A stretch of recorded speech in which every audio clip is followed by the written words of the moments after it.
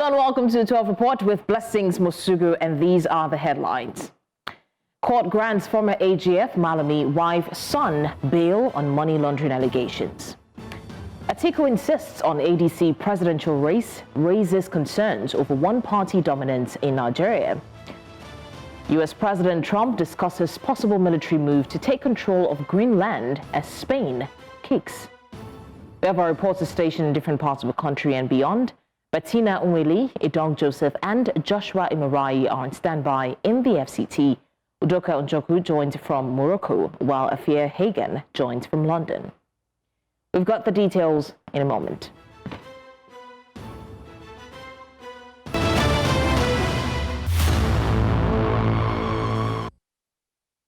We begin now with judicial matters, where the Federal High Court in Abuja has granted bail to former Minister of Justice and Attorney General of the Federation, Abubakar Malami, alongside two other defendants. Now, Malami is standing trial with his son, Abubakar Abdulaziz Malami, and his fourth wife, Bashir Asabe, over alleged money laundering involving the sum of 8.7 billion. The trio are facing charges bordering on financial misconduct and unlawful dealings. We are now joined by our correspondent, Joshua Imarai, who is live at the Federal High Court. Joshua, can you give us an update on the proceedings in court regarding Malami and his son, and as well as his fourth wife? Well, good afternoon to you, Blessings. In recent developments, the Federal High Court in Abuja has granted bail to the former Attorney General of the Federation and Minister of Justice, Abubakar Malami, alongside his son, Abdulaziz Malami, as well as his fourth wife, Bashir Asabe. Justice Emeka Winte gave them the bail ruling today upon commencement of proceedings. And the court granted them bail to the tune of 500 million naira each, which two shotees who are landowners around Abuja, particularly around the jurisdiction of this court, along the lines of Gwarimpa, Asokoro, and Maitama. And the court says that the defendants shall deposit their travel documents with the registrar of the court, and that the properties, the landed properties of these sureties shall be verified by court officials, and that the defendants shall remain in the custody of the correctional service pending the time that these bail conditions will be perfected and they will be released. Blessings. Okay, we also understand that there was a brief incident between the officers of the EFCC and the correctional services. What more can you tell us regarding that?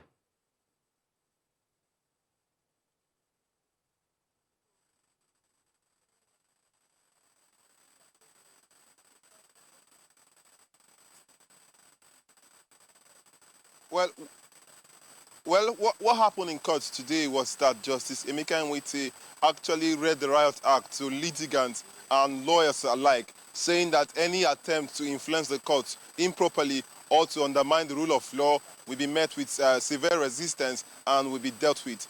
This has given a new twist to the legal battle between the EFCC and the former Attorney General of the Federation, as the judge now is alleging some kind of shady deals to influence him and the court. He, of course, has come out to say that the court will be resistant to any kind of permutations that will undermine the rule of the law. And he's saying that his leniency should not be taken for granted, that subsequently any act which is deemed corruptible will be met with severe resistance and dealt with. The judge has, however, adjourned to the 16th of February for the continuation of trial, and then the trio of the former Attorney General of the Federation, Abubakar Malami, as well as his son, Abdulaziz Malami, as well as his fourth wife, Bashir Asabe, will be in court to answer to the charges filed against them by the Economic and Financial Crimes Commission.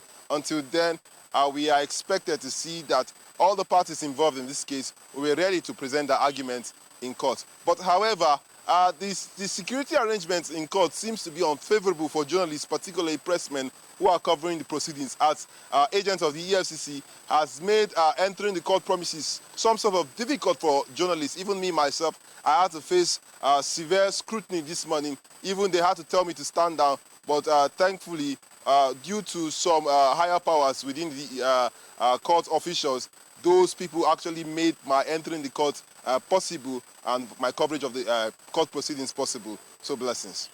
All right, we're glad to hear that. But Joshua, we're also curious to know, and for those who have not followed this story closely, What were the bail conditions granted to the defendants in the court?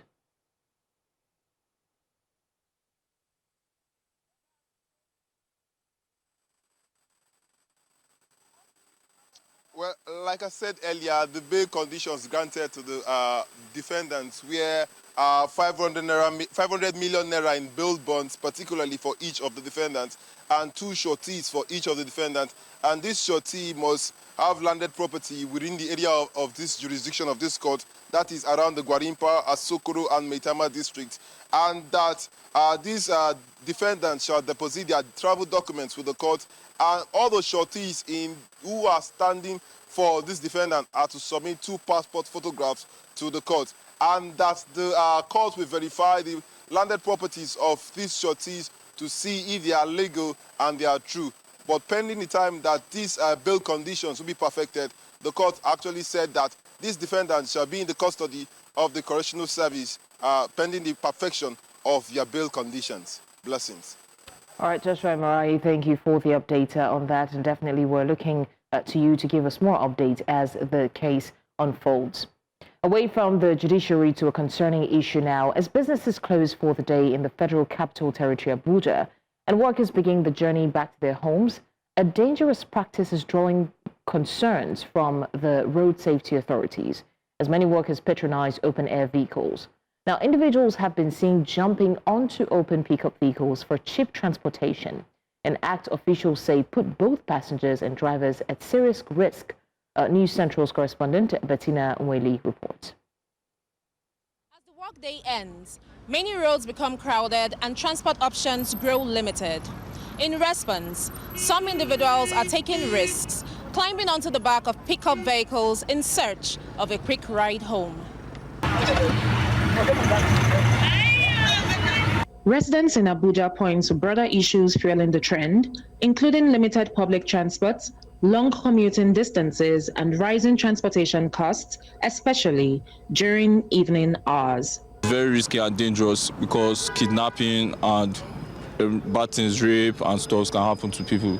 Yeah, so I feel like the government should do something about it, like create motor parks for that people closing from work, they can just go there and board vehicles instead of jumping every vehicle you see on the street. The risks are high and serious because jumping on a pickup or entering the pickup, they are cramped up. There are so many of them in little space, and that could lead to anything. For me, it's so risky because I used to see them every day.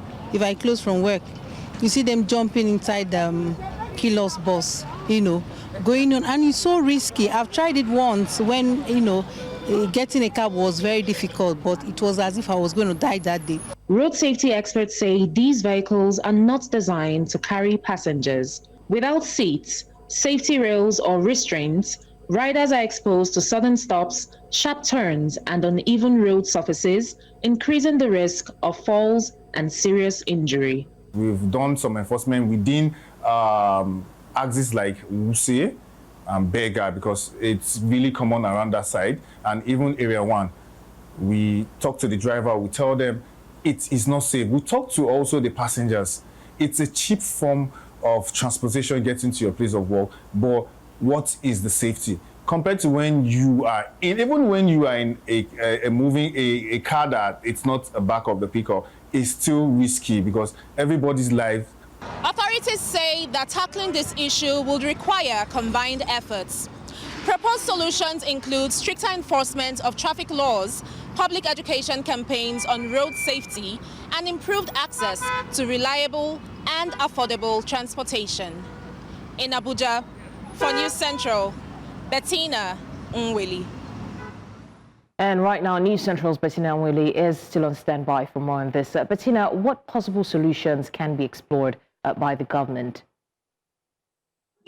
Well, for now, thank you very much, Blessings. The government has already begun creating different parks in the state, within the state. But I think what is left for them to do is to actually sensitize people and make sure that these parks are being utilized.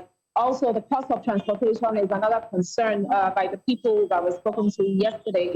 So I'm hoping that the government can do something about the cost of transportation. That is the reason why we see people risking their lives just to be able to save 100 naira here or 200 there. But at the end of the day, the question we ask ourselves is how visible is this, or how reasonable does it seem to lose your life or lose a limb over 100 naira or over 200 naira? We understand the situation of the country and how tough and difficult it is for people, but at the same time, we're also advocating that people also take their life seriously and protect it the best way that they can. Listen. Okay, but the concerns now are that aside putting measures in place to ensure that this doesn't happen and the curb this to prevent, disaster, what other measures can the authorities put in place to at least alleviate the stress on their pockets? Because, like you said, it's the situation of things that makes people do these kind of things. So, are there measures to maybe make transportation less or something? Well, to be frank, the truth about it is, blessings. People like freebies. People like cheap things. So it's my assumption that if the government should do something about it, people will still want a further reduction that will still keep them hopping on these open vehicles. So the suggestion I would give would be to actually put sanctions in place. The driver of vehicles should be sanctioned. Individuals who patronize these vehicles, risking their lives and climbing onto the open air vehicles should also be sanctioned. Only then can we be able to curb these activities and actually safeguard the lives of people, whether they like it or not, to be honest. All right, Bettina and Willie, thank you for the update on that. And we're looking forward to seeing what the authorities do to ensure that people's lives are spared and people are safer when they're commuting from their work to their houses. Now let's talk about mining disputes in Abia, where women of Imobi Autonomous Community in Uturu, Isukwato local government area of the state, have raised concerns over an alleged contract granted to a private company, giving it access to community land believed to contain granite deposits. News Central's Chime Ogili visited the community and now reports.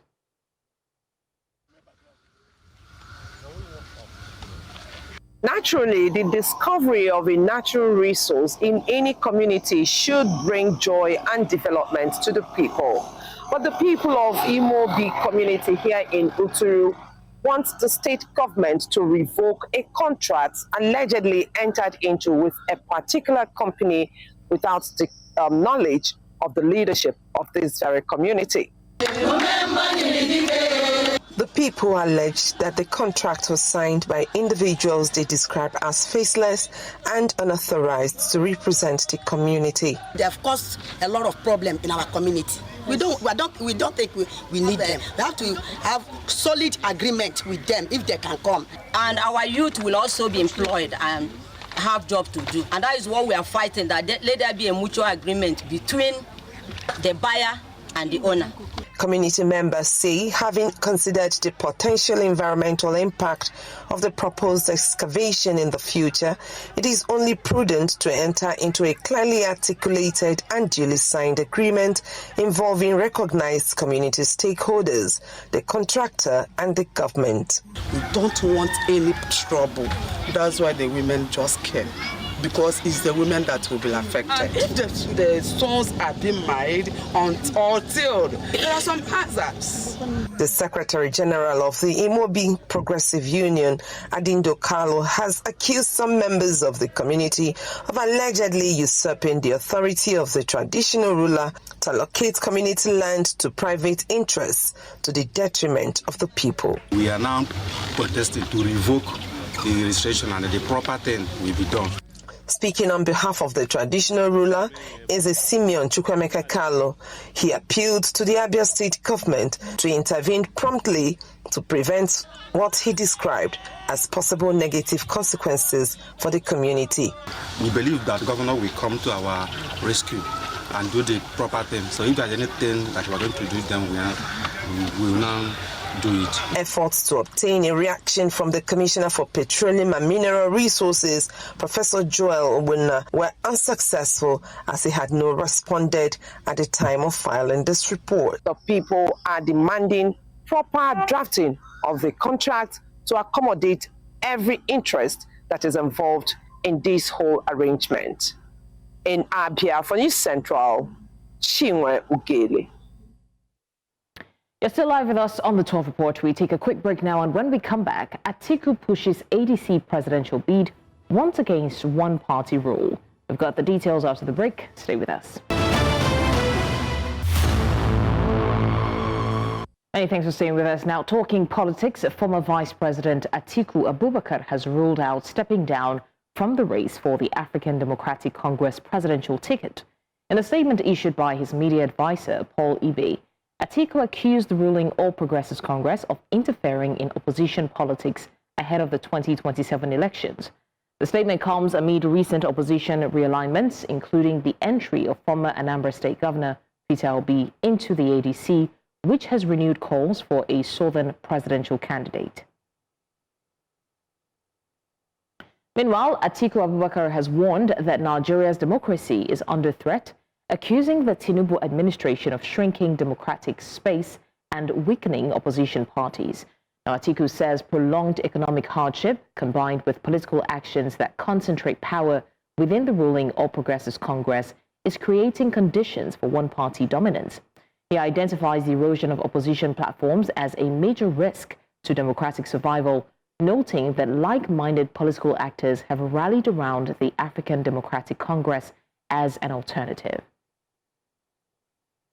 Now, in the meantime, the African Democratic Congress has inaugurated its membership, mobilization, revalidation, and registration committee as part of efforts to strengthen party structures.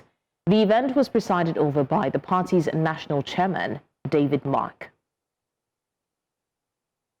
For more on this, we now go live to our correspondent, Idong Joseph, to give us an update. Idong, what is the significance of inaugurating this new committee for the ADC?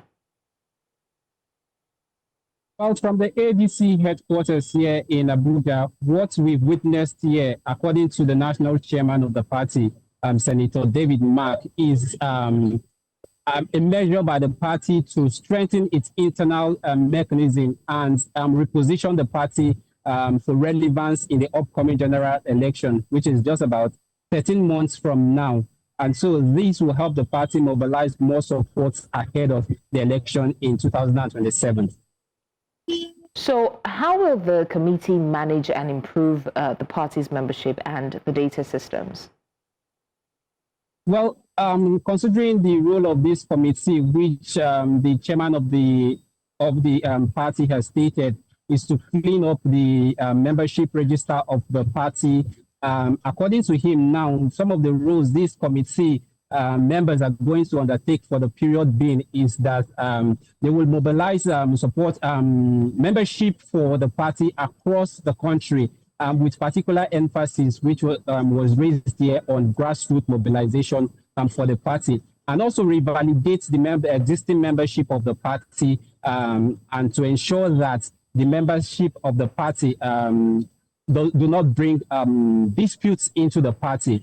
And also the chairperson of the party here also charged them to also come up with recommendations that will help the party create something that's create a mechanism that will ensure continuous registration of members even after the general election, just for the party. All right, Idong Joseph, thank you so much for the update on the story on party politics, and definitely we see how this turns out, especially in anticipation of the 2027 elections. In Plateau State, the former member who represented Just South, Just East federal constituency in the 9th National Assembly, Dachong Bagos, has dumped the People's Democratic Party for the All Progressives Congress in the state. Bagos, at his Vuang ward in Vom district, just south local government area of Plateau State, says his move is based on the ideologies of the leaders of the APC, which he believes will translate into improved dividends of democracy for citizens. News Central's Chizoba Anyuwe brings us the details of this report. Letter of resignation from the People's Democratic Party. Barely 3 days after Governor Caleb Mutfwang left the PDP for the APC, many other members of the party have also jumped ship, presenting their letters of resignation to their ward leaders to join the APC, saying it is for the benefit of the state. This time around, it is the turn of former lawmaker Dachung Bagos. At this level, I tender my resignation. Bagos maintains that President Bola Tinubu is deserving of support, especially in the areas of state policing, local government autonomy, amongst others. When you have leaders that align with your ideology and have given you the sincerity of purpose, then you have no fear than to follow. Our past leaders have not been able to address the issue of state police. This is the first time that His Excellency, the President of Nigeria, Ahmed Bola Tinubu, has started the process of state police through the National Assembly. The special advisor to Governor Mutfwang on political matters during the event where Bagos received his APC membership card says the move will benefit the party. We've moved into the APC in good faith. We've moved into the APC to add value. We've moved into the APC so that Plateau State can fall under the category of states that will contribute a minimum of 1 million votes to President Bola Ahmed Tinubu. With political activities gearing up for the 2027 general elections, one political analyst, Luca Pampe, gives his views on the defections ahead of the upcoming polls. Let it produce a kind of credibility that would deliver on the mandate that the people have bestowed on the person. All these back and forth to quite an average person on the plateau, he will be interested in security, who is bringing security on the table, who is bringing the issue of welfare of the citizens on the table, who is bringing civil service reform on the table, who is also looking at education on the plateau, as it were. Stakeholders present say they are expecting more defections in the coming days, especially by supporters of the governor. In Plateau State, for News Central, Chizoba Anyuri. And now in Kano, the state government says that it has concluded plans to domesticate the National Youth Policy of Nigeria, which is expected to boost youth participation in governance, politics and commerce. Addressing journalists shortly after a youth conference organized by the Northern Youth Assembly in Kano, the State Commissioner for Information and National Orientation, Ibrahim Waya, says that the state government has concluded plans towards inclusion of youths in governance. So if you see any group, be it a group of drug addicts, be it a group of Boko Haram, Bandi, ISWAP, cult group, any sort of criminal group, don't join that group because of the pecuniary, some of the little money you are getting. Don't be an easy recruit for such groups. Resist any temptation to join any group that is illegal. This is the time we are having the highest allocation of budgetary allocation. We are talking about 1.47 trillion. So there are a lot of things that this government is ready to do that. And again, we are also now, the Ministry of Youth is also been working on defining even the National Youth Policy, which is a Kano own. Many of them do not really have confidence that they can do it. Let them understand that they can do it. No matter how highly placed socially, politically somebody is, the president down there, they can do it. Let you believe in yourself that you can also be a president, you can also be a governor, you can also be a minister. There are no any specific segment of the people that the law or the societal law say these are the only people that are going. Now, the Inspector General of Police, Olukayode Egbetokun, has approved the deployment of a newly promoted Deputy Inspector General and 17 Commissioners of Police to key commands across the country. A statement by the Force Public Relations Officer, Benjamin Hundeyin, says the redeployment is aimed at strengthening operations, improving leadership efficiency, and enhancing public safety. The Deputy Inspector General, Mohammed Gumel, has been posted to head the Force Intelligence Department. Among the commissioners redeployed, Aino Adeshola moves to Delta State, Umar Hajedai to Kebbi, and Iyama Edobo to Bayelsa. Others have been assigned to strategic units, including the Anti-Human Trafficking Unit, the Marine Unit, Special Inquiries Bureau, Community Policing Department, and police colleges in Kaduna and Ikeja. Let's head now to Kogi State, where the state has joined the list of states implementing Nigeria's new tax reforms, a policy the government insists will ease collection, close loopholes, and reduce pressure on citizens. But as the reforms begin to bite, businesses, public servants, and residents are already asking tough questions about fairness, accountability, and impact. News Central's Mono Balagbogo has more in this special report. As the new tax reforms take effect in Kogi State, many residents are adjusting to how the taxes and levies are being collected, while state authorities say that the tax reform will simplify the system and end multiple taxation. Residents are watching closely to see how this affects their daily lives and their finances. The tax is to simplify where we do things before.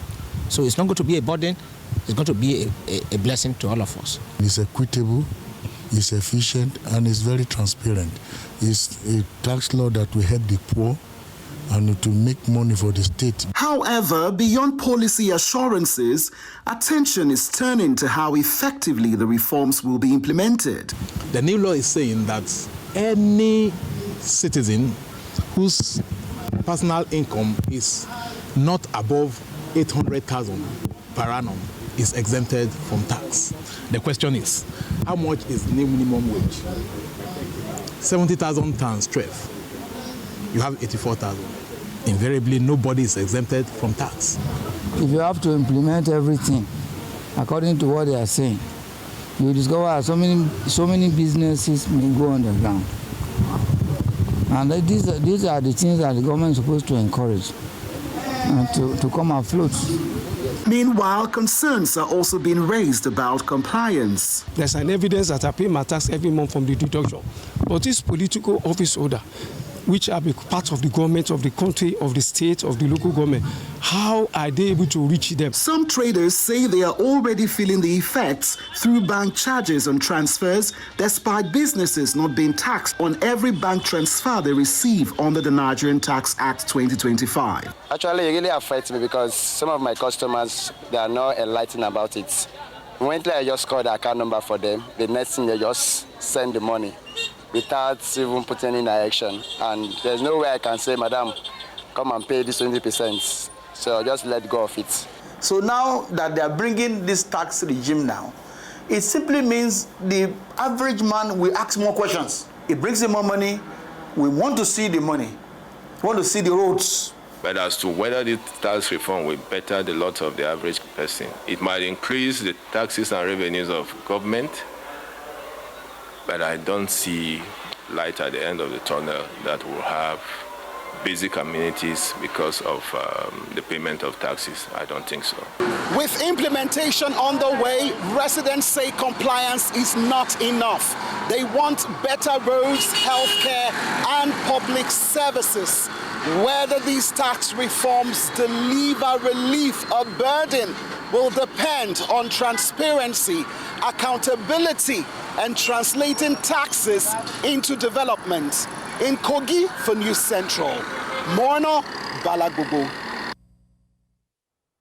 You're live with us on the 12 Report. We go on a short break now, and when we come back, we'll take some business stories. The details when we return. Stay with us. Let's talk business now. Electricity distribution companies, DISCOs in Nigeria, collected a total of 1.13 trillion naira from customers between April and September 2025, despite widespread complaints over poor power supply and recurring blackouts, according to the Nigerian Electricity Regulatory Commission. The period coincided with a national grid collapse and reduced power generation caused by gas supply constraints linked to unpaid debts. NERC data showed DISCOs collected 564.71 billion naira in the second quarter and 570.25 billion naira in the third quarter, improving collection efficiency from 76 to 0.07% to 80.70%. Ikeja Disco recorded as a 100% collection rate in the third quarter, while Kaduna Disco posted the lowest at 45.67%. Now, the Nigerian Maritime Administration and Safety Agency, NIMASA, has issued a 30-day grace period for maritime operators to regularize their operations or face enforcement actions. In a statement released on Tuesday, NIMASA said the self-audit and voluntary compliance window takes effect from January 5, 2026. The agency warned that operators who fail to comply after the deadline risk sanctions, including vessel detention, monetary penalties, withdrawal of waivers or operating licenses, and denial of port clearance until full compliance is achieved. Now, Shell has agreed to acquire stakes in two undeveloped ultra-deepwater offshore blocks in Angola from Chevron, reinforcing European oil majors' growing investment push in the country. The energy major said it signed a farm-in agreement with Cabinda Gulf Oil Company, a Chevron subsidiary, to obtain a 35% interest in offshore blocks 49 and 50. The deal has received government approval and is pending final legal and regulatory clearances. Chevron confirmed this agreement.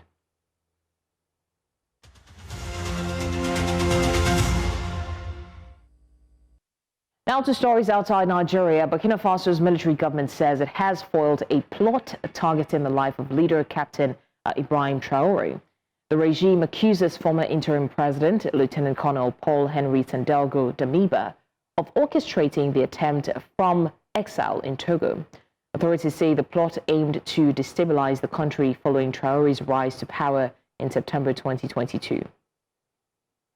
Pour moi de féliciter et de saluer le travail fort appréciable des services de renseignement. Grâce à leur professionnalisme, le Burkina Faso a déjoué le 3 janvier 2026 à 23h. Il était prévu une action de déstabilisation du pays. Cela allait se faire par une série d'assassinats ciblés des autorités civiles et militaires, en commençant par la neutralisation du camarade capitaine Ibrahim Traoré, chef de l'État, président du Faso, soit à bout portant, soit par une action pour miner son domicile. Gambian authorities are warning migrants to avoid risk sea routes after a boat attempting to reach Spain was forced to return. The vessel carrying dozens of passengers began taking on water shortly after leaving port. Everyone on board reached shore safely, with no injuries reported. Authorities have launched an investigation into the incident and are reiterating warnings about the dangers of irregular sea crossings.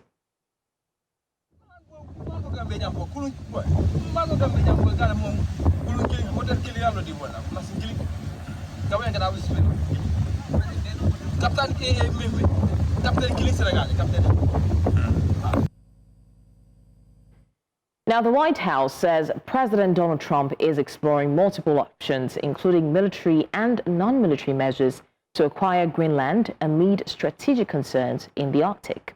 Officials cite Greenland's strategic location as a priority for U.S. national security. The prospect has drawn pushback from Denmark and European allies who affirm Greenland's sovereignty under international law. Greenlandic leaders urge a dialogue based on mutual respect, and public opposition remains strong. U.S. officials say diplomatic alternatives, including a potential purchase or special association, are also under consideration. Meanwhile, Spain's Prime Minister Pedro Sanchez has criticized reported U.S. threats to Greenland's territorial integrity, vowing that his government will not remain silent. Speaking in Paris after a meeting with Ukraine's coalition of the willing, Sanchez called the reported U.S. actions unacceptable and a violation of international law. He warned that such moves undermine global legal norms and could threaten international stability. Como tampoco podemos aceptar que se amenace explícitamente la integridad territorial de un Estado europeo como es el caso de Dinamarca. No podemos aceptarlo No lo vamos a hacer como país, como gobierno. No nos vamos a callar ante violaciones que se están produciendo en el derecho internacional y que, por desgracia, cada vez son más recurrentes. Y, por tanto, España no va a ser cómplice de tal atropello. Nosotros... Venezuela's interim president, Delcy Rodriguez, has rejected claims that her government is under foreign control, pushing back against assertions by the U.S. and amid ongoing tensions. Speaking in Caracas, Rodriguez insisted that Venezuela remains in charge of its own affairs, dismissing suggestions that a foreign power is governing the country. She said there is no foreign agent running Venezuela, affirming its sovereignty even as the United States asserts influence over the nation's oil sector.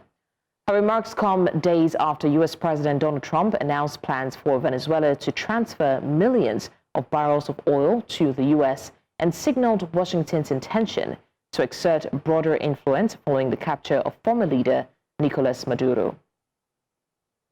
Maduro declaraba ante un tribunal que es un prisionero de guerra y se declaraban como lo que son, inocentes, personas decentes que fueron injustamente quebrantada su protección inmunitaria como jefe de Estado y, bueno, vulnerado por completo las leyes internacionales y las leyes de Venezuela.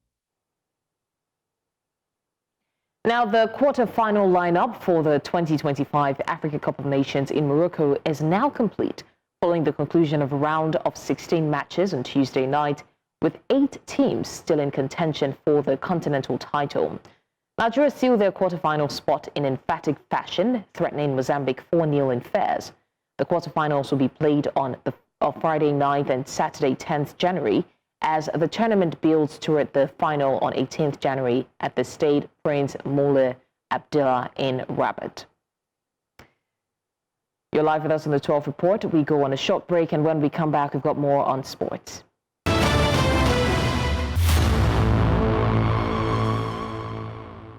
All right, still on sports, our correspondent Udoka Njoku is live in Marrakesh and joins us now. Udoka, can you give us an update? I mean, with the final 8 teams now confirmed, how would you assess the balance of power in this year's African quarterfinals, and which teams stand out as clear favorites?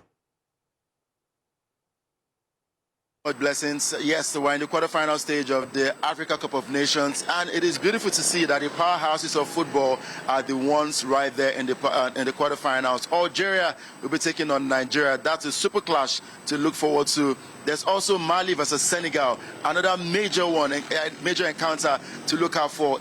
Egypt will be taking on Cote d'Ivoire as well. And Morocco, of course, one of the title favorites and hosts as well of the tournament so far, still in the tournament and are looking forward to progress to the semi-finals of the tournament. So I feel like African football has grown in African football, but of course, the powerhouses still remain the powerhouses. Cote d'Ivoire, there's Senegal, Mali, Nigeria, Algeria, Egypt, Morocco for major accolades in the Africa Cup of Nations this year. So it promises to be a mouth-watering encounter in all the zones where this quarterfinal games. All right, Udoka, if you can still hear me, I mean, there are heavyweight names still in the competition, which includes Morocco, Senegal, Nigeria, and the defending champions, Cote d'Ivoire. How open does this title race look at this stage? Blessings, to be very honest with you, the title race, have to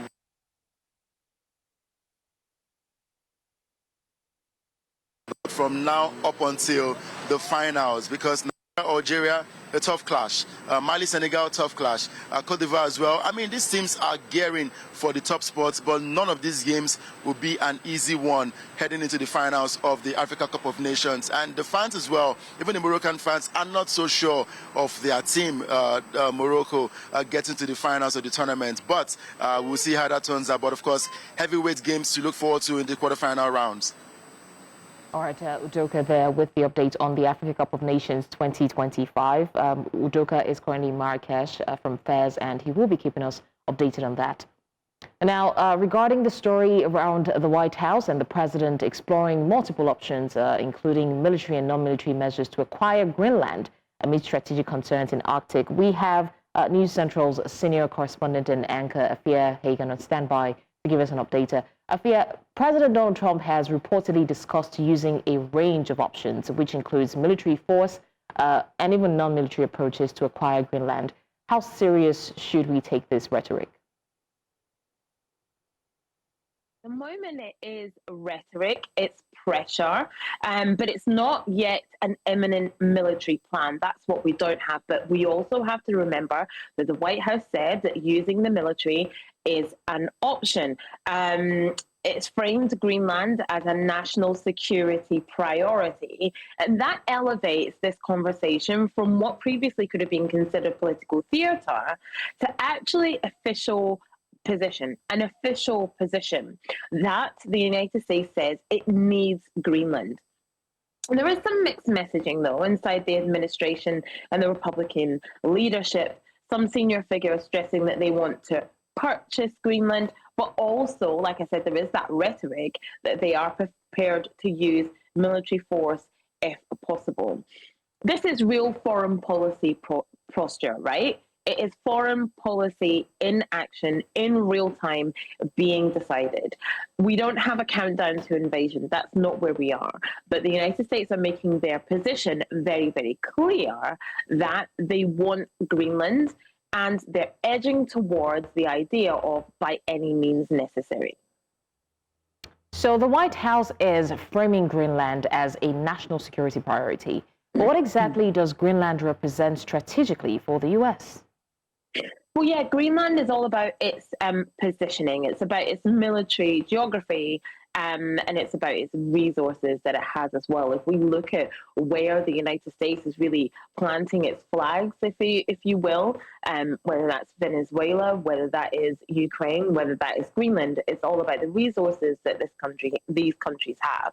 But of course, yes, Greenland is in this unique position that it does have Arctic choke points and NATO sea lands. It sits in the North Atlantic.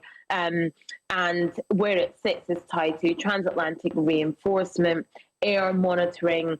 You've got China, Russia, and USA Arctic competition as well. The US is consistently linking Greenland to countering Russia and Chinese activity in the Arctic. And because of the melting ice in Greenland, because of global warming, you've got increased access to the country, and of course, more strategic interest. And also, like I said, there's critical minerals, there's rare earth minerals as well, and that, of course, the United States would love to get their hands on. All right. Afia, now European leaders have issued a red joint statement that backs Denmark. So what does this tell us about how seriously Europe is taking Trump's comments? It's clear that Europe and the European Union are taking these comments very seriously. In fact, in the past half an hour, the French President Emmanuel Macron has said that there is no situation that he can envisage where the United States could take control of Greenland.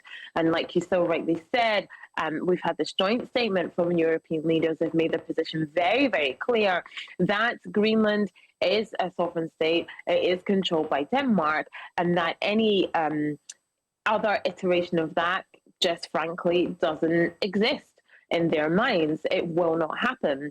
Of course, there is the narrative that if the United States decides to take Greenland by force, this will completely destroy NATO. And that is absolutely true, because you will have countries that will step in to defend Denmark and Greenland. And then you have all these countries are within NATO along with the United States. So it means that NATO, would meet a fait accompli. It doesn't exist anymore because you have the member states fighting against each other. So the European Union, European leaders are taking this very, very seriously indeed. All right, News Central senior international correspondent and anchor Afia Hagan on top of the U.S. Situation and the tension there with Greenland. And we'll definitely see how that turns out. Nigeria's resident doctors have announced plans to go back on strike starting 12th of January over unmet demands that should have been addressed a long time ago. This is not about perks. This is about survival.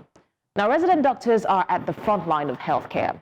They handle emergencies, surgery floors, newborn care, trauma wards, the real deal.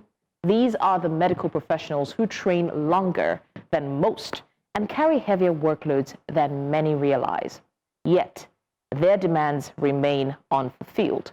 It's not just an inconvenience, it's a crisis for patients who rely on public hospitals because private care is unaffordable. Expectant mothers, accident victims, children with malaria, elders with chronic conditions all face harsher odds. Let's be honest, this reflects a deeper truth about Nigeria's priorities. When doctors protest, the nation should see it as a red flag for the entire system. Poor working conditions, delayed promotions, inadequate facilities, poor accommodation, and unsettled hazard allowances are not fringe issues. They directly impact patient outcomes. When doctors are demotivated and overstretched, the system buckles and people pay with their health. And I'm not just talking about doctors, I'm talking about nurses, talking about health workers, I'm talking about midwives. Before we talk about national growth, before we talk about industrialization or global positioning, we need to talk about whether Nigerians can access decent healthcare without trauma. Because right now, the reality on ground is brutal. Many public hospitals lack basic equipment.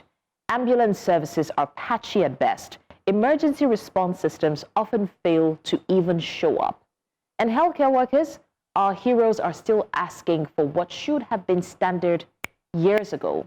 So if a country cannot retain and respect those who save lives, what does that say about its priorities? And that's your postscript.